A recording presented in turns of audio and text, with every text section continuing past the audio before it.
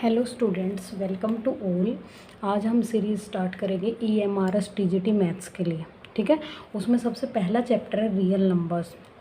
TGT EMRS का maths का जो तैयारी करने वाले हैं सभी स्टूडेंट्स के लिए बेनिफिशियल रहेगा। तो सबसे फर्स्ट चैप्टर हम करते हैं रियल नंबर्स से, जो कि मैंने अपने तरफ से अपने खुद के लिए हैंड रिटन नोट्स रेडी किए हैं। एक दिन हम टॉपिक करेंगे, अगले दिन इस टॉपिक से रिलेटेड क्वेश्चंस करेंगे हम। ठीक है, तो हमारा चैप्टर फर्स्ट है रियल नंबर्स। उसको देखते हैं हम, रियल नंबर्स की थ्योरी क्या है, समरी देखते हैं, उसके बाद क्वेश्चंस करेंगे। देखिए, रियल नंबर्स को हम क्लासिफाई करते हैं रेशनल एंड इरेशनल नंबर्स में।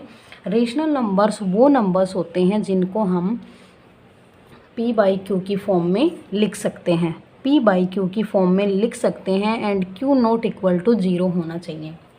रेशनल नंबर्स वो नंबर्स होते हैं जिनको हम P/Q की फॉर्म में लिखेंगे and Q not equal to 0 होना चाहिए। जैसे मैंने लिख दिया 1/2, 3/7, XYZ, कोई भी नंबर हम ले सकते हैं जिसको हम न्यूमरेटर एंड डिनोमिनेटर की फॉर्म में लिख सकते हैं।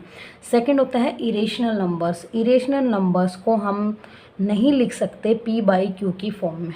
ठीक है, इरेशनल नंबर्स वो नंबर होते हैं जिनको हम P/Q की फॉर्म में नहीं लिख सकते, और वो क्यों नहीं लिख सकते ये हमें वीडियो में धीरे धीरे जब हम आगे पढ़ेंगे तो हमें पता चल जाएगा। आगे सारा एक्सप्लेन किया गया है कि P/Q की फॉर्म में क्यों नहीं लिख सकते इरेशनल नंबर्स को। ठीक है, अभी हमें जर्नल बेसिक आइडिया लग गया कि रेशनल नंबर्स वो नंबर होते हैं जिनको P/Q की फॉर्म में लिख सकते हैं, मीन्स न्यूमरेटर एंड डिनोमिनेटर की फॉर्म में, एंड इरेशनल नंबर्स वो नंबर्स होते हैं जिनको P/Q की फॉर्म में नहीं लिख सकते। अब इरेशनल और रेशनल के डिफरेंस को समझने के लिए हमें कुछ बेसिक टर्म्स पता होनी चाहिए कि इंटीजर्स क्या होते हैं, whole number, natural number. I think ये सबको पता होगा, लेकिन फिर भी हम एक बार रिवाइज कर लेते हैं। इंटीजर्स वो नंबर हैं जिसमें माइनस की वैल्यू भी सभी आती हैं, जीरो एंड प्लस की भी सारी वैल्यूज़ आती हैं।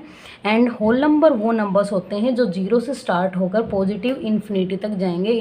होल नंबर्स में नेगेटिव नंबर्स नहीं होते। And third one is natural number. Natural number वो नंबर्स होते हैं जो 1 से स्टार्ट होते हैं एंड इन्फिनिटी तक पॉजिटिव वैल्यू होंगे। अब अगर मैं आपसे ये बोलूं कि सबसे छोटा इंटीजर नंबर कौन सा है, तो क्या आप बता पाओगे? हमें नहीं पता सबसे छोटा ये जो है इंटीजर, क्योंकि ये इन्फिनिटी तक हमारा जाएगा, इधर भी पॉजिटिव में भी इन्फिनिटी तक। ना ही तो हम बड़ा बता सकते, ना हम छोटा बता सकते। उसके बाद होल नंबर। होल नंबर में अगर मैंने आपसे पूछा कि सबसे छोटा होल नंबर कौन सा है, तो आप बोल दोगे कि सबसे छोटा होल नंबर 0 है। नेक्स्ट देखिए, ये इक्लूड डिवीजन लैम्बा का फॉर्मूला लिखा हुआ है, ये भी आप देख सकते हो। A=BQ + R होते हैं। एंड जो हम रियल नंबर्स कर रहे हैं हम उसी को आगे कंटिन्यू करते हैं।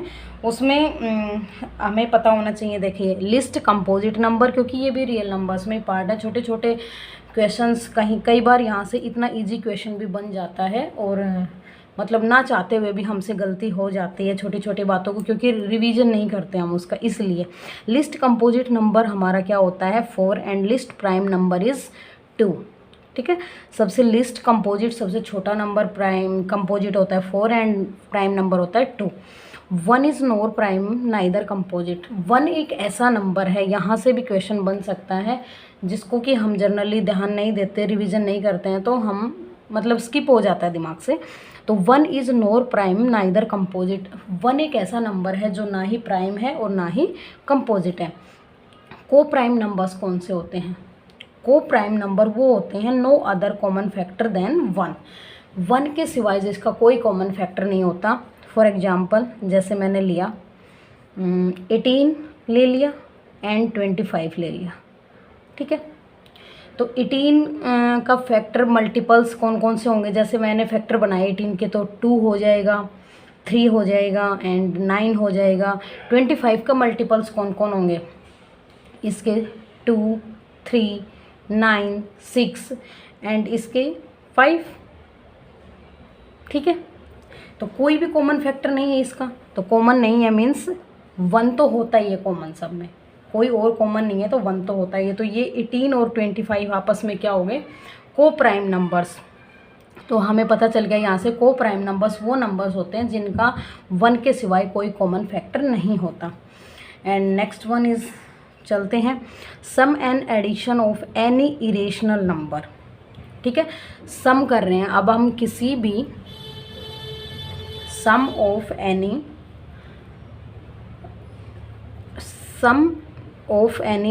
अच्छा, सम एंड एडिशन एक ही बात है, sum and addition of any irrational numbers then we will get rational और irrational both.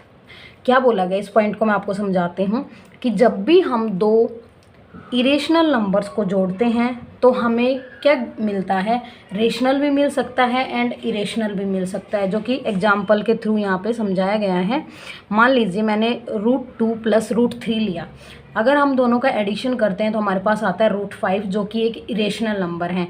And second example है √2 + -√2 = हमारे पास क्या आ गया, 0, जो कि एक हमारा क्या है, रेशनल नंबर है।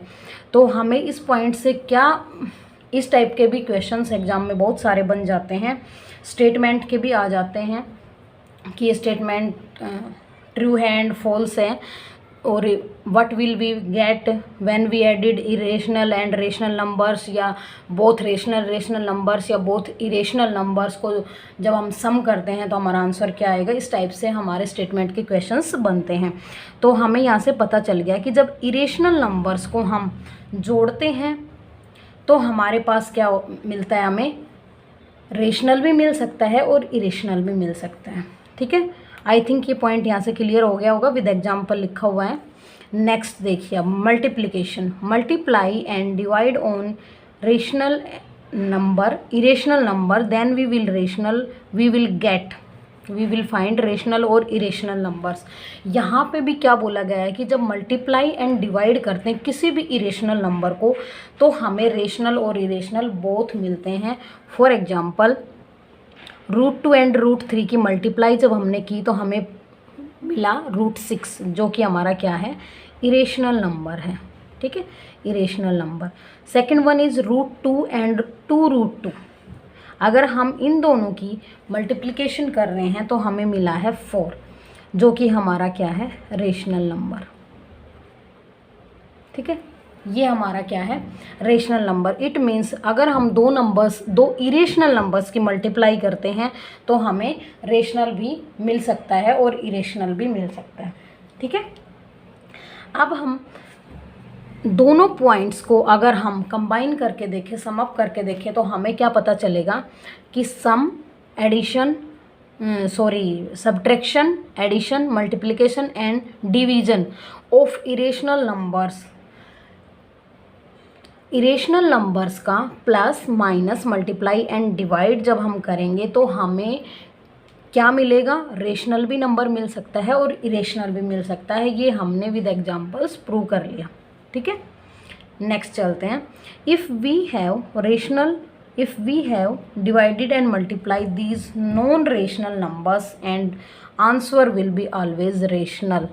यहाँ पे क्या बोला गया है कि रेशनल नंबर अगर हमारे पास है, रेशनल नंबर को जब हम रेशनल नंबर से ही डिवाइड करते हैं, नॉन जीरो रेशनल होना चाहिए। ठीक है, रेशनल नंबर को जब हम रेशनल नंबर से ही डिवाइड करते हैं तो हमें आंसर भी रेशनल ही मिलता है। फॉर एग्जांपल मैंने लिया 6, ठीक है, उसको मैंने डिवाइड कर दिया 2 से, हमारा क्या आया, 3। All are rationals. ठीक है, तो यही यहाँ पे बोला गया है। मल्टीप्लाई कर लीजिए, जैसे मैंने लिया 2 एंड 8 ले लिया, 2 8 जा 16। हम इनके नीचे अगर हमें अंश और हर की न्यूमरेटर एंड डिनोमिनेटर की फॉर्म में इनको लिखना हो तो हम अपनी मर्जी से इनके नीचे डिनोमिनेटर में 1 लगा सकते हैं, तो हमारा ये p/q की फॉर्म में भी बन गया। ठीक है, क्योंकि न्यूमरेटर कोई भी हो हमारे पास, उसका डिनोमिनेटर हम खुद क्रिएट कर सकते हैं उसके नीचे 1 लगाकर।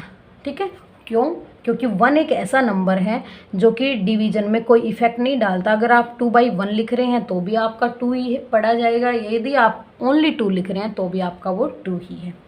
ठीक है, अब नेक्स्ट देखते हैं हम कि रेशनल और इरेशनल नंबर्स के डिफरेंस क्या हैं, कैसे हम पहचानेंगे कि कौन सा नंबर रेशनल है एंड कौन सा नंबर इरेशनल है। डेसिमल एक्सपेंशन, इनको हम टर्मिनेटिंग एंड नॉन टर्मिनेटिंग में डिवाइड करते हैं। ठीक है, रेशनल नंबर्स अब यहाँ से स्टार्ट करते हैं। हम पहले टर्मिनेटिंग समझते हैं क्या होता है। टर्मिनेटिंग मीन्स क्या है कि जो नंबर p/q की फॉर्म में लिखा हुआ है, अगर हम उसको डिवाइड करें तो हमारा कहीं ना कहीं टर्मिनेट हो जाना चाहिए किसी पॉइंट पर जाकर।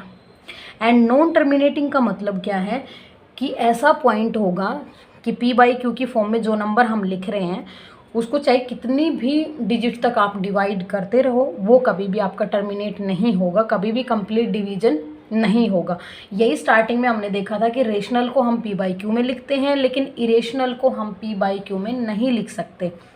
वो यही रीज़न है कि p/q की फॉर्म में इरेशनल नंबर नॉन टर्मिनेटिंग होता है कि कभी भी उसको हम पूरा डिवाइड नहीं कर पाते। अगर डिवाइड नहीं कर पाएंगे तो हमारा पॉइंट के बाद डिजिट्स जो हैं वो चलती रहेंगी बढ़ती रहेंगी, हम उसको कभी भी लिख नहीं पाएंगे p/q की फॉर्म में। ठीक है। अब टर्मिनेटिंग रेशनल नंबर होते हैं, लेकिन नॉन टर्मिनेटिंग क्या है? नॉन टर्मिनेटिंग में एक हमारा होता है नॉन रिपीटिंग और एक होता है रिपीटिंग। देखिए रिपीटिंग क्या है कि मैंने कोई भी नंबर डिवाइड किया तो मेरे पास मान लीजिए जो भागफल है, जो क्वोशिएंट है हमारा, वो आया 1.515151, ऐसे कोई क्वोशिएंट आया हमारे पास। तो इसका मतलब क्या है? ये रिपीट हो रहा है, लेकिन क्या है? नॉन टर्मिनेटिंग है कि हम डिवाइड करते जा रहे हैं, बार बार हमारा यही बार 5151 रिपीट होता जा रहा है। और नॉन टर्मिनेटिंग क्या होता है कि हमारा क्वोशिएंट में क्या है? 1.5169347821, कुछ भी आता जाएगा, कोई भी नंबर हमारा क्या होगा? रिपीट नहीं होगा, कुछ भी आता चला जाएगा हमारे क्वोशिएंट में। इसको हम प्रॉपर डिवाइड कभी भी कर ही नहीं पाएंगे। वो हमारा क्या होता है? Irrational number and non repeating और नॉन टर्मिनेटिंग। ठीक है। रेशनल नंबर, रेशनल में क्या दोनों कैटेगरी होती है। रेशनल नंबर टर्मिनेटिंग भी होते हैं एंड नॉन टर्मिनेटिंग रिपीटिंग होते हैं। अब हम अगर इसको समराइज वे में देखें तो हम क्या बोलेंगे? जो रेशनल नंबर्स हैं हमारे पास, रेशनल नंबर टर्मिनेटिंग होते हैं। यहाँ से भी एक क्वेश्चन बनने का चांस रहते हैं कि रेशनल टर्मिनेटिंग कौन से नंबर होते हैं या non terminating non repeating numbers कौन से होते हैं। ऑब्जेक्टिव क्वेश्चंस यहाँ से काफ़ी सारे बनते हैं। या फिर ऐसा पूछा जाए कि नॉन टर्मिनेटिंग रिपीटिंग नंबर्स कौन सा है, रेशनल या इरेशनल। तो रेशनल नंबर हमारा होता है terminating and non terminating repeating. ठीक है। एंड इरेशनल नंबर कौन से होते हैं? इरेशनल हमारा ये रहा, नॉन टर्मिनेटिंग नॉन रिपीटिंग, ना ही तो टर्मिनेट होगा और ना ही कभी रिपीट होगा। ठीक है। अब टर्मिनेटिंग और नॉन टर्मिनेटिंग का